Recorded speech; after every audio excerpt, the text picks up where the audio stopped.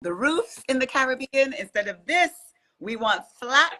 We need to go flat for the roof so that when the wind comes, it just it goes over the go roof. right over, it not under. Not more under. Off the roof, right?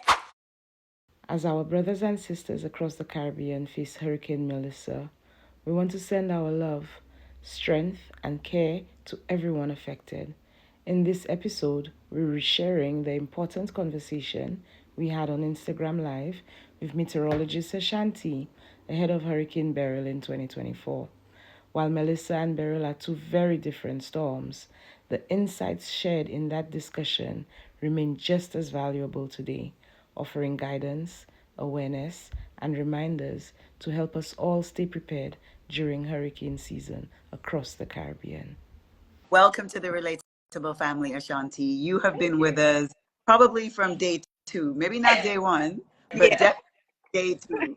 You have been with us every season, every episode. You actually feel like a part of our family. And knowing what your expertise is, and with everything that's happening with the weather systems, we're like, you know what? We were already hoping to have you on for our new season when we start our new season. And then Hurricane Beryl decided to do her thing. And we're like, you know what? Let's just get Ashanti on a live. Let's talk this through. Let's get the science behind it.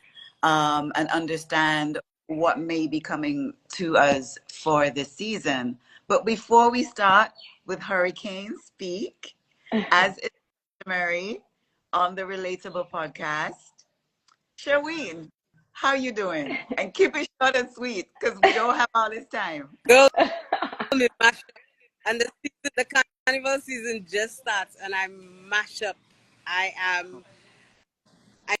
need a few days to get over the night before. Wow. I'm so jealous. Thinking about that, I'm good. It's wonderful. Like you see, all now, so the weather just changing.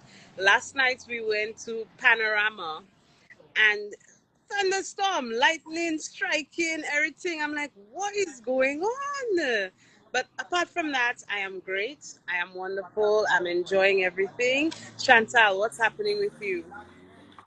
Pretty much the same. This weekend was the first weekend in a long time that I said no to work, no to projects, no work emails. I'm not answering anything. And my cousin had the opening of his restaurant on Saturday, so went to support him with that. And then yesterday I was at Mango Fest as an attendee, as opposed to actually having to work. Right. Had a wonderful time, really just enjoying. I think that the Nevis Tourism Authority did a wonderful job on the 10-year anniversary of the Mango Festival. And I just had a blast.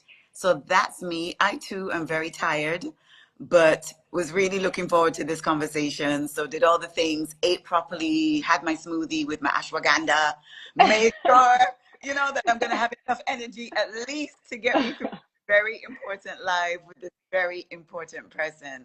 So Ashanti, how are you doing? I'm doing great. I can honestly say I feel lighter than I've felt in a while because I am making a huge decision that is finally aligned with my value system and just like being myself to the fullest extent. Whatever that is at this point, I don't know, it's always changing. But yeah, I feel light. I feel good. I'm grateful. I'm grateful for growth. I'm grateful for the spirit of openness that I have, and welcomingness to change, perspective, all that, because it's really curating a beautiful life that's unfolding for me right now. I'm here. I'm here right now. I'm happy. We're here to see it. We're here to see that journey and see you go through that journey. That's amazing. Congrats. Well done. Thank you. It's the beginning. You have no idea. There have been so many things going in the background. So for this to happen right now, it's just like, yep, this is what we're supposed to be doing. I get it now. Fiona, how you doing?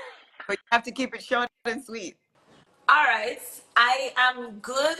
I'm actually, because I am gluing stuff. And I am making our costumes for Carnival. And you there is a small segue with what we're doing because we are making our costumes out of garbage. So that's one of the things that, because we feel like St. Lucia we have an issue with plastic waste, which also affect the environment and affect, so we are doing something to speak on that. And so that's why I'm good, because we didn't stick it and think. Wait, That's all I'm saying. So Fiona, you see sorry. the road money today Was that in our garbage costumes. foil paper in your? Honey, it is deluxe. Listen, Deluxe all KFC. Fiona, I'm dead. all we're saying is, Wow. look out for us on the road. That's Okay. all. Okay. We're gonna see you coming. We're gonna That's see you All all. coming. See the That vision. right. is all. See Okay. the Look out for us on the I road. We're gonna literally hear the foil. We know you coming. foil. All right. So we've done the check. right. Ashanti, we're coming back to you. We are a week and a few days away from the start of Hurricane Beryl, and Hurricane Beryl seemed, for the greater part, seemed to have been an unexpected, an unprecedented start to the official hurricane season. And as you are our resident weather expert, can That you, number one, yeah. Meteorologist. really break down what a hurricane is, and from there, perhaps light as to why the Caribbean as a region, why we're the ones who are impacted more by this weather system, right? Yeah, absolutely. Ooh, where to start? Okay. First off, I think I should start off with like my credentials, so Yes, people know. please Yeah. do. So yes, I am a meteorologist, and I'm recognized as such because there's an entity called the World Meteorological Organization, which is an organization under the United Nations. They are the governing global authority for what makes a meteorologist a meteorologist. So you have to have a certain skill set.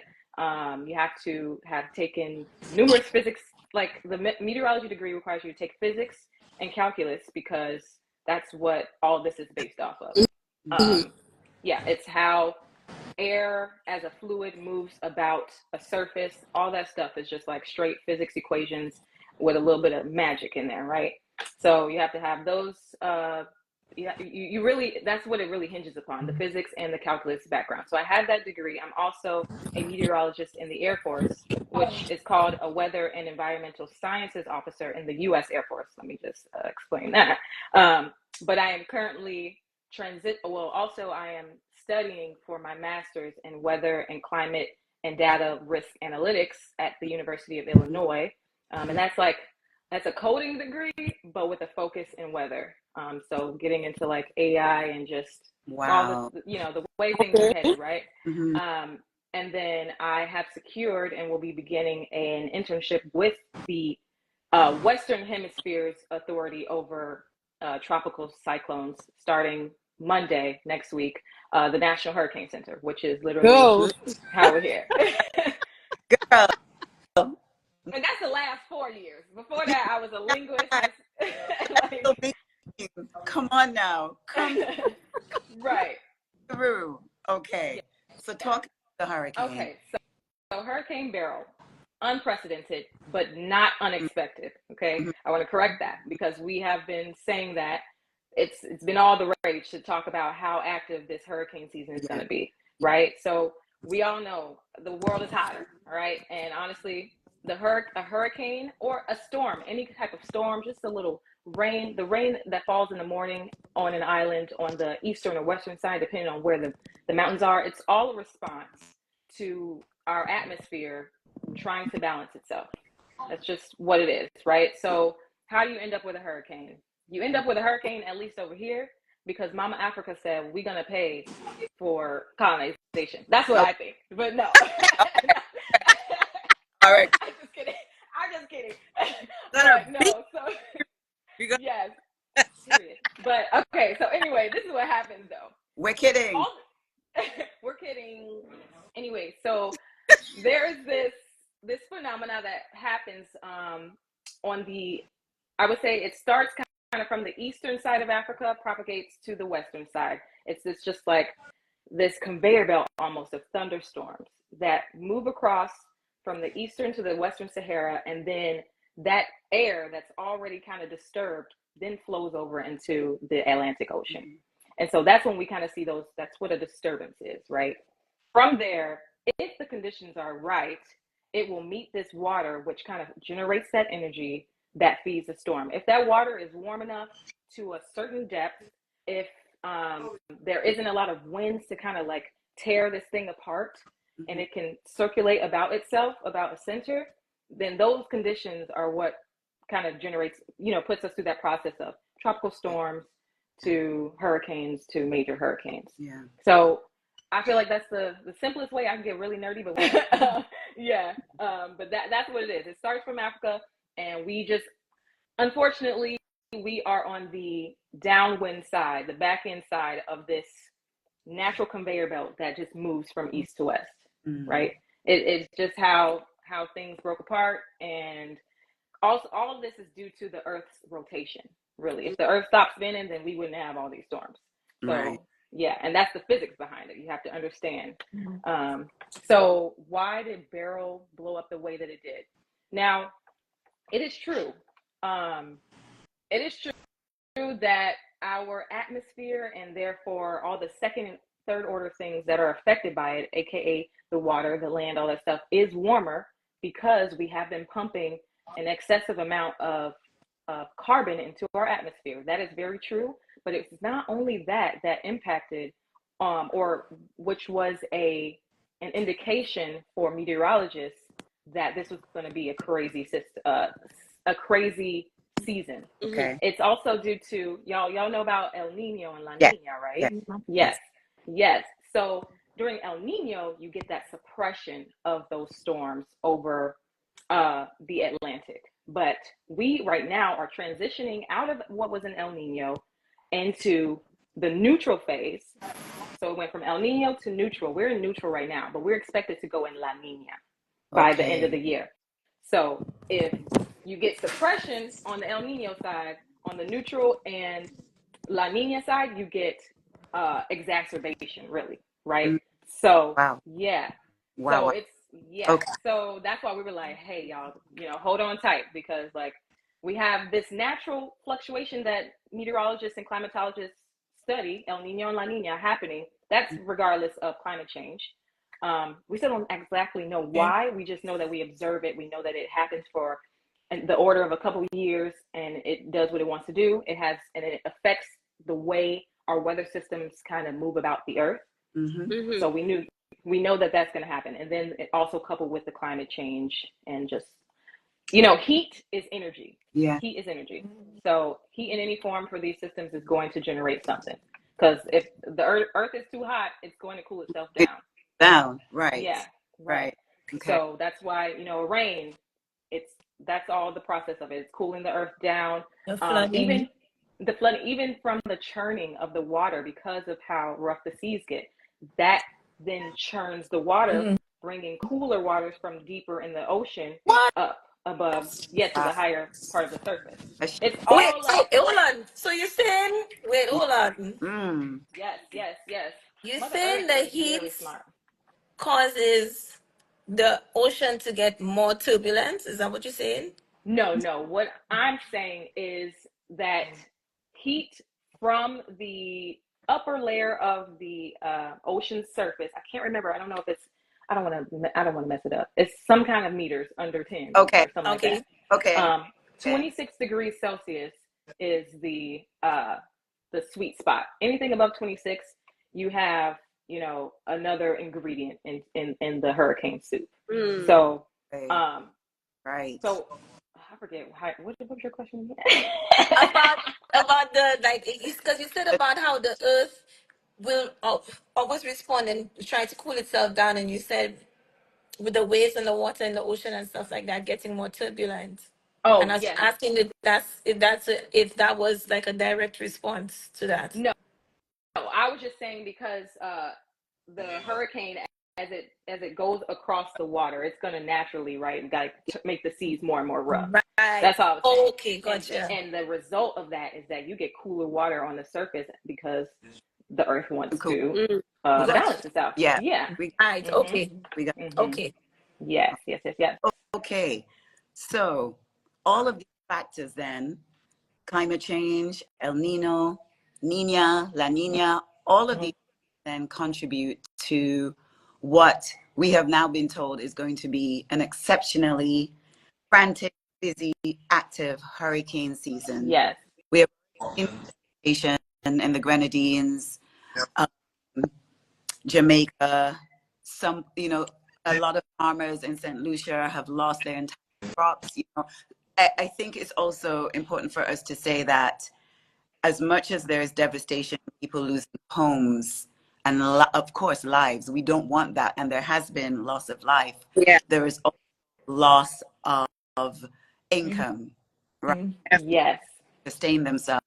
And so in terms of the farmers Right. in St. Lucia, we do know that they got hit very, very hard by this. Right. We have experienced, major hurricanes such as Hugo and Gilbert and lived through that, knowing how long it then took our crops to get back into a cycle. And if you're depending on agriculture as your livelihood, this is devastating, right? So we just wanted to make sure that we include that in the conversation. And so, Ashanti, we had Hurricane Beryl. We're still in the midst of understanding the totality of the damage, and it will take time. As much as we all, instinctively want to rush in and help and relief efforts and fundraising, long-term and sustainable relief is what we're after at the moment. So what I'm asking is, how active is the season going to be? Like, let us know, give it to us. And how do we prepare for an exceptionally active hurricane season? Okay, great questions. How active? How active? So here's, because I've been trying to figure out, how do you explain to someone who thinks that meteorology is like a hoax and like the weather person always saying something, they don't understand. I liken it to trying to simply predict the future of someone else's life, or just in general. There are so many factors at play. There is no way to say for certain this is what happened. This is what will happen. People change their mind. Like, just think about like life. Like, one small decision can, be the difference between you sitting next to Rihanna and not. You know what I'm saying? I hope I get to sit next to her one day. I hope I make all the right decisions to do that. But you know what I'm saying? Like, there is the amount of possibilities are infinitesimal. Like, there you cannot count them. So as meteorologists, our job is, sometimes we can get it down to this will happen at this time. Right. And that's also it depends on the time frame that we're looking at. But our job here is to tell you the likelihood more so than what exactly is going to happen. We explain to you all, like, okay, based on the physics, based on the calculus, and based on all the data, because I don't even know how there are computers big enough to like store all the atmospheric data that we are storing every freaking second of the day. Based on all those things combined, so history, just like looking at you got a wayward niece or nephew or something, and you're like, I've seen this before. See, you keep going on like that, and you're gonna end up somewhere you don't want to be. Right. It's the same concept, right? So the ingredients are there. They're ready. They're in the soup, right? So that's all we can tell you, right?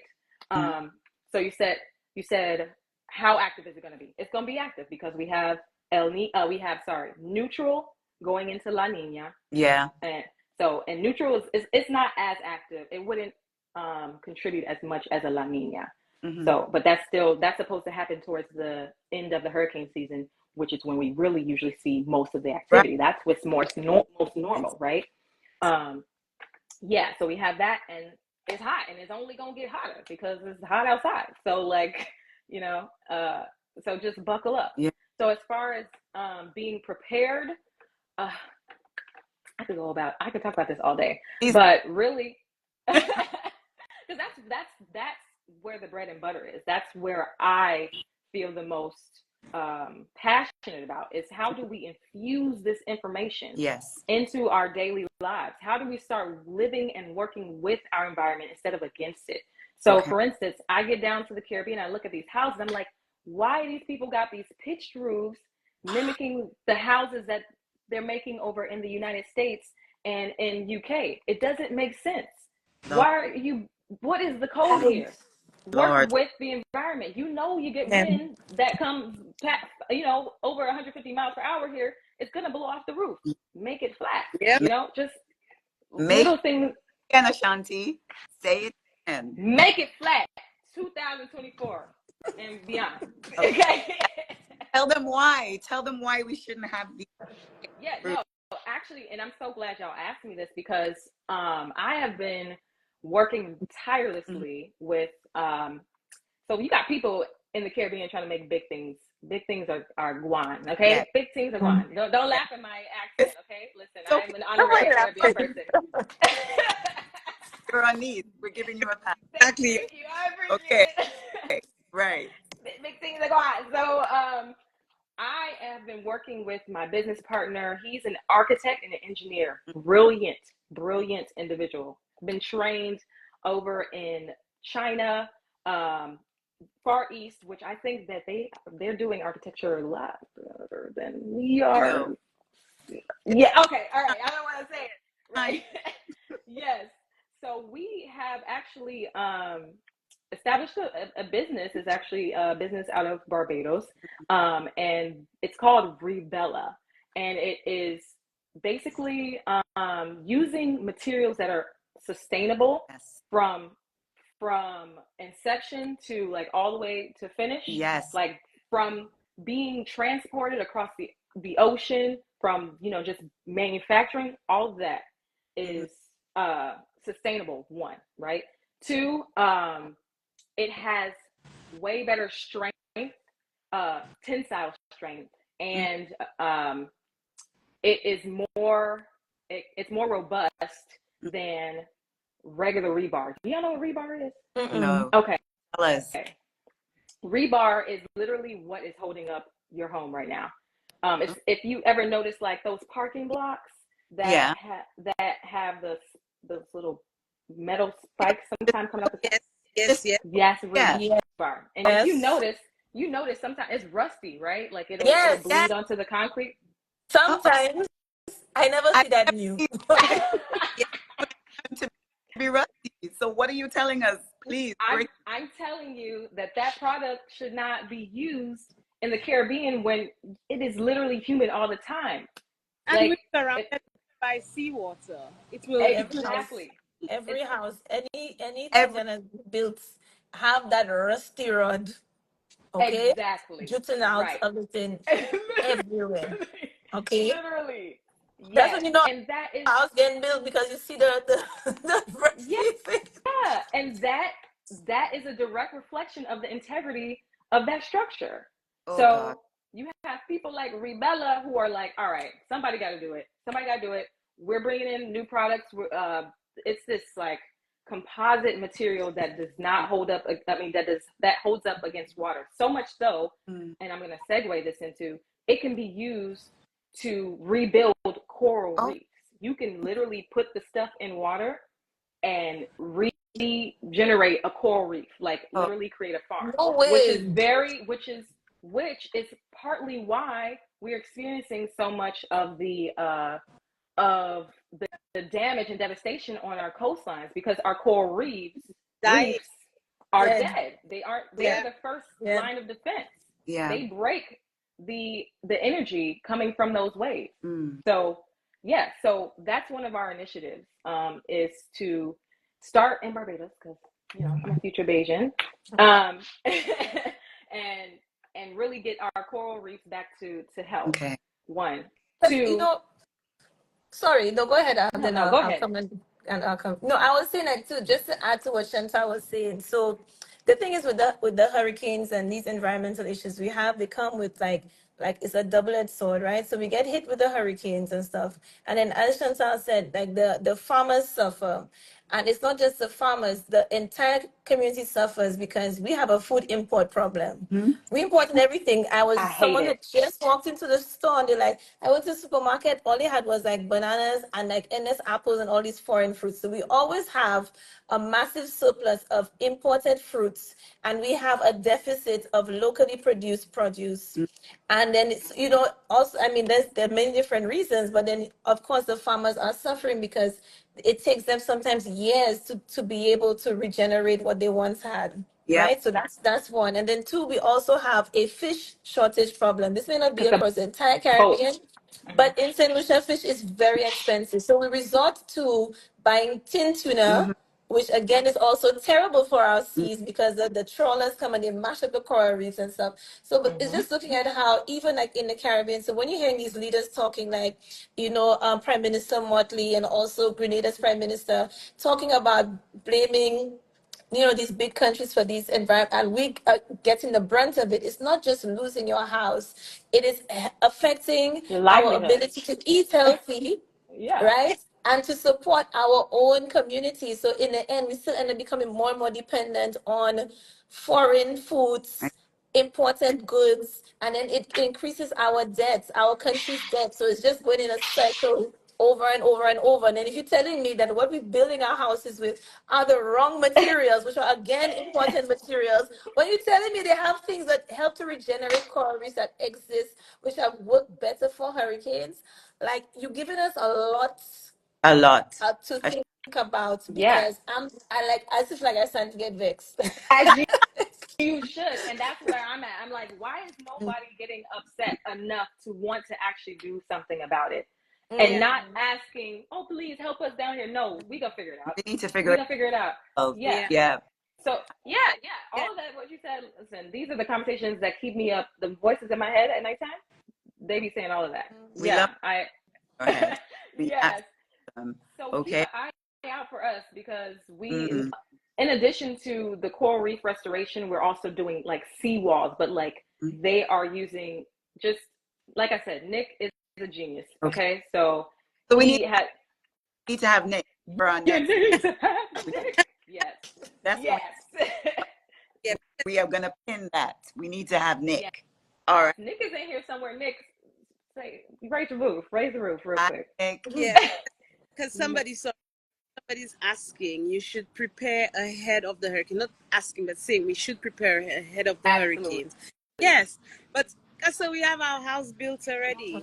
What do? What can we? When we look at things like retaining walls, you see in houses slipping, all sorts of things going on. It's not just, oh, you should prepare. No. What about the people when they're building the roads, infrastructure, all these things? They're not come into they're not thinking about, okay, where's the water going to go? You understand? How my house where I live, it's flooding. Any little rain, I was petrified over Beryl. I didn't sleep. I stayed up. We didn't have much rain. I was petrified. What do we do? So that's why I made that video before the hurricane season started popping up. I was like, hey, we already seeing activity. Go ahead and start getting some sandbags. Sandbags, put them around the perimeter of your home. Yes, ma'am. Just want to pause you just for a sec. For everyone who's just joining the conversation, especially the person that left that comment, this is where we are now in the conversation. We are talking about how we can prepare for hurricanes. So to Black King, this is where we are right now. I know that you would have just joined the conversation. Gone through hurricanes and the systems and how they start and why we're impacted. So where we are now, Ashanti is taking us through how we can actually prepare for that. You may have missed the building of the roofs in the Caribbean. Instead of this, we want flat. We need to go flat for the roof so that when the wind comes, it goes over the roof. Right over. Not under. Not more under. Off the roof, right? That's what we're saying. Over, not under, okay? Flat roof. We're also saying we need the right steel rods to actually build the structure of the homes. Not steel. Has a project which is going to be bringing in more sustainable rods, and they're so sustainable that we will be able to use them in the ocean as well. to regenerate our coral reefs. So many, many things going on in this conversation for those of you who have just joined. Ashanti also mentioned stocking up on sandbags. And Sherween was just speaking about the fact that the home that she is in right now, the she had, Sherween is based in St. Lucia. She was very concerned about the flooding in her home. Yeah. So Ashanti was now leading into the sandbag. So we have three things that we can do to prepare: short-term and long-term: roofs, steel rods, and now the sandbags. Ashanti, back to you. And I'm just gonna put at Rebella Devs in there so people can go and follow that page, and be looking out for the big things that are coming. Yes, so sandbags and the simple, just like, you know, those plywood or whatever, put it on your windows. Like, we all know that things are, it's like shrapnel when those winds come. I was doing some research, just looking on YouTube at the different videos that are out there after the devastation of Beryl.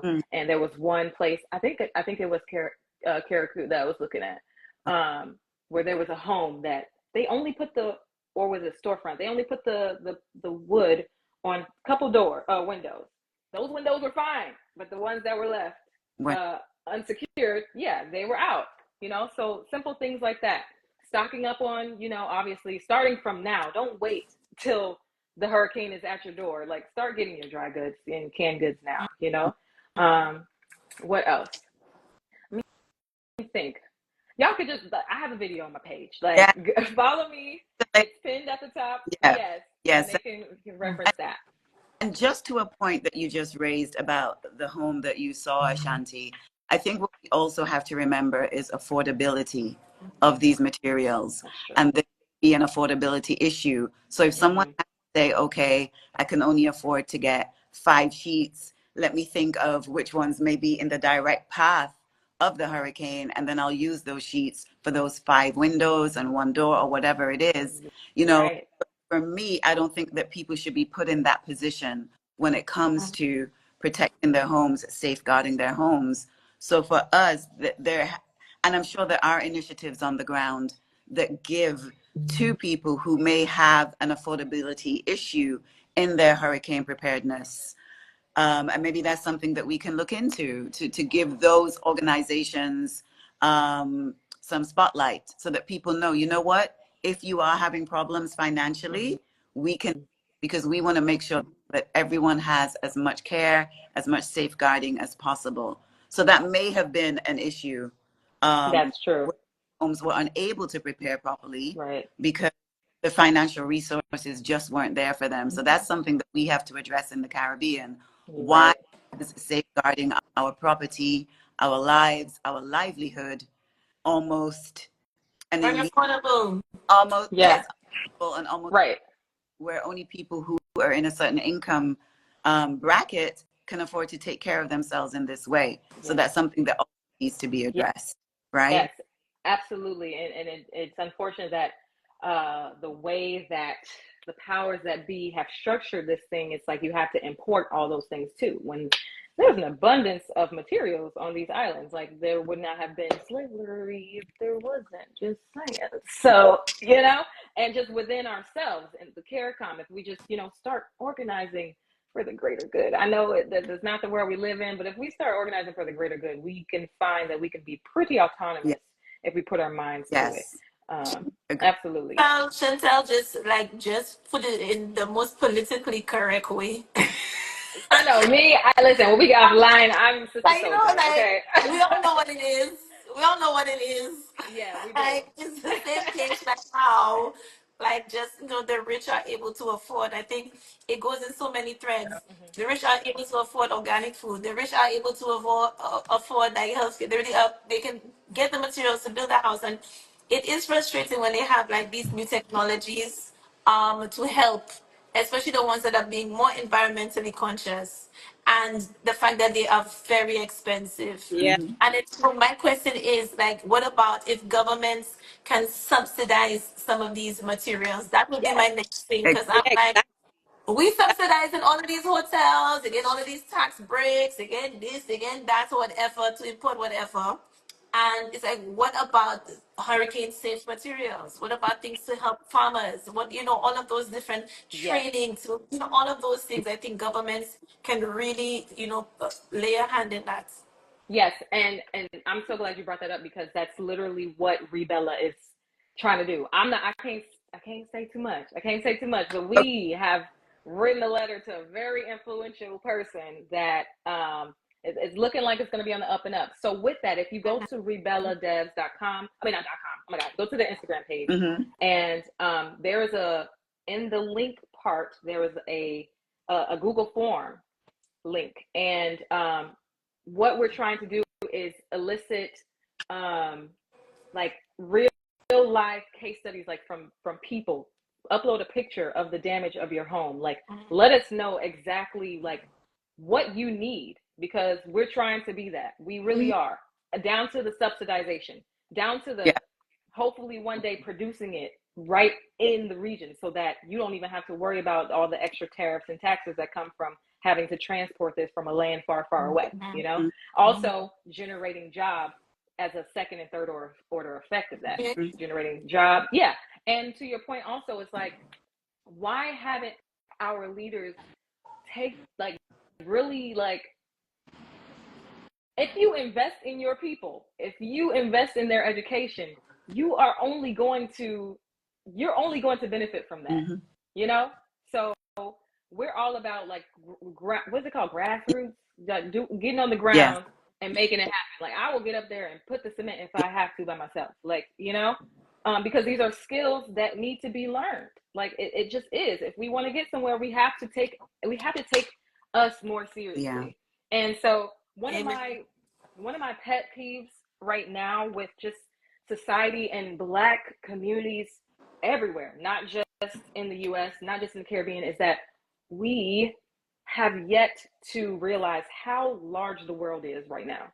Like, you cannot, in order to get to where we need to be, you have to realize that this is a global societal structure. You can't live inside your block. You have to understand that you just have to inform yourself a little bit more in order to be a real contributor to society. And so for me, what drives me with the meteorology thing is that people need to remember. We need to remember that we are a part of this nature thing that's happening. It's not happening to us. It's happening with us.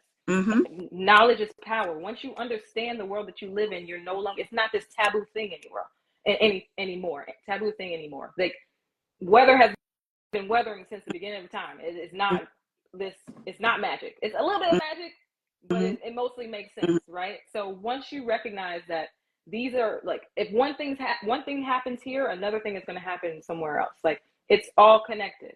So once you just broaden the scope of the things that you are aware of, you can be a really, really sharp weapon in the toolbox. And Ashanti, one thing during live, and I find that the way that you explain these very complicated and complex weather systems is very engaging and accessible.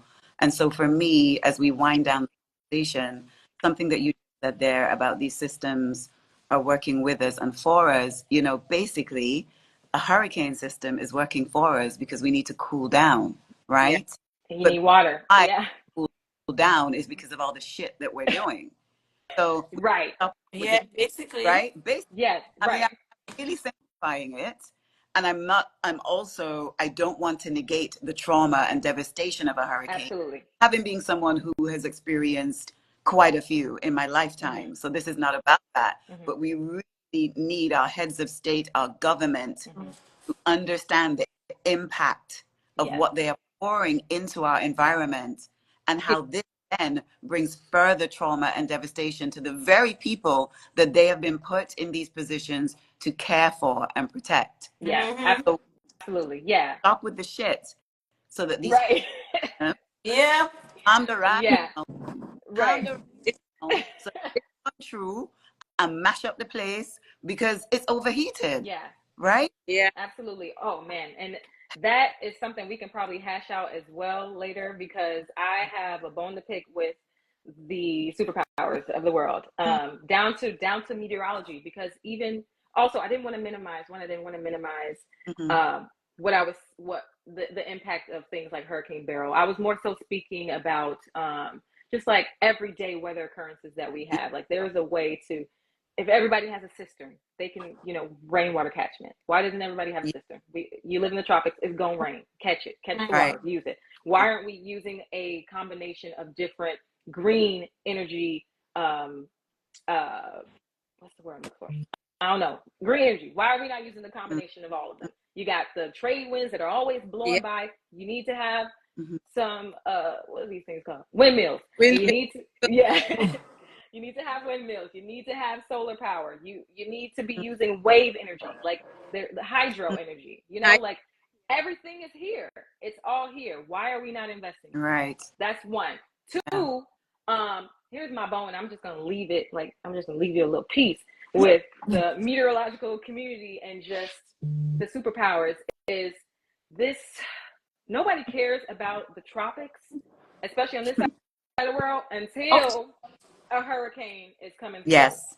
Other than that, I have been like, when I say I came into meteorology, because I actually just became a meteorologist 4 years ago. Prior to that, I was a linguist for the military. So I was taught to speak, read, write, Hebrew, all that stuff. So I do Hebrew as well, but I do spend. I'm not a genius. I'm just a nerd. But anyway, I forgot what I said. I just want y'all to know that. But either way, within the last 4 years of me, I always knew this is my north is actually at the equator. Like that's what I care about. That's what I want to use meteorology for. So I was always seeking out opportunities, as many as I can get, to take courses or get opportunities that would teach me more about how the tropics work. Because really, they ain't teaching that. They didn't really hone in on that when I was getting my undergraduate degree. And even the people that I work with who have been, working their job for 20 plus years, they like, we don't really understand the tropics. It's like kind of crazy. Like every island has their own weather, blah, blah, blah. It's just hot and it's going to rain. Ha, ha, ha. Like they think it's the funniest thing. And I'm just like, dude. So I do teach. That's probably why I have a way with explaining these concepts, because I do teach meteorology, but I teach it for people who are already mostly meteorologists. Some people are just physicists or whatever, but I do it for the military. So I essentially take these meteorologists and turn them into weather officers. So they have to learn how to, I guess it would be more so the application of the knowledge, right? Bridging that gap. So I keep forgetting my point. My point is that they don't even know. Nobody knows, right? Really. When I say tropical, people are like, "Oh, hurricanes." I'm like, actually, I don't care that much about hurricanes. I care about the day-to-day lives of these people who live here. Y'all don't recognize that this is a whole community here, right? Like nobody cares. Like I'm like, it just rained. Ooh, yeah, it just rained. But now there's a mudslide. Now there's flooding. There are other effects. I was like, there are people who like their whole life is down here, and then my students are like, I guess you're right. I'm like, a friend of ours from Caribou she was complaining. She was saying that the BBC was like, once an island paradise. So she's like, no, it's not about paradise. It's like people's homes. It's not a vacation spot. As like when you said they only care when it's a hurricane because it's affecting this, our paradise getaway. That's where we're going to vacation now. Exactly. And it's so important because we in the Caribbean, people who live in the Caribbean, it's like we don't exist, as if like, I don't know, we're just these figures in the background and people just come to the Caribbean on vacation. But as if we don't have regular lives here, like just regular lives. If you do it for it niceness, just a regular life, like anybody else. Yes, Fiona. And it's just that way. Right. And so that's when it starts. Oh, sorry, go ahead. No, it's fine. It's like we're the playground and we're the extras in the movie. People who have engineered this, cinematic experience, and we're just the extras, right? Right. Exactly. Real life. Yeah. Real. We're carrying people literally the extras in the white man's holiday movie. Yeah, man. God. Period. Yeah. All right. Yes. So we're at Exactly. But yet, someone has asked in the comments, geoengineering of the weather, Ashanti. Any thoughts on that? I thought I prefer, listen. I already listen. Before all this, I was on ChatGPT. Like, what do people? What are the things that people say about weather being engineered and all that, engineered and all that stuff? Yeah. People always ask me that, especially since I'm working for the United States yes. government. Yes. Yeah, I'm like, listen, if they were, they wouldn't tell me. Okay, they wouldn't tell me. They're not telling me. But no, I understand not trusting people. You know, especially these people. I get it, but Us. You know, our trust has been broken for I centuries. So we yes, have reached but yep. every and anything that impacts on us. We absolutely do. yeah, Um, but I always say to people, but make sure when you're asking questions, you're also doing research and using sources that actually are verified. You yeah. know, So don't their main quote. points are gonna Sorry. right. They're always like cloud seeding or HARP, right? Y'all heard of the HARP, like whatever. So cloud seeding, that is a thing where you can manipulate the weather, but you cannot do it on the Okay. magnitude of like a hurricane. You can do it, yeah, it's a really small scale, and you're not creating weather. The again, the ingredients are already there. Mm-hmm. All cloud seeding is without getting too nerdy, it's Get putting this No way. putting a new, it's like you these really microscopic um uh molecules, I guess, things that, so when a cloud forms, it has to have a nucleus. It has to have the water droplets have to have something to affix themselves mm-hmm. to. So when they're cloud seeding, they're putting those little nuclei in the atmosphere and hoping because the ingredients are there that it catches, right?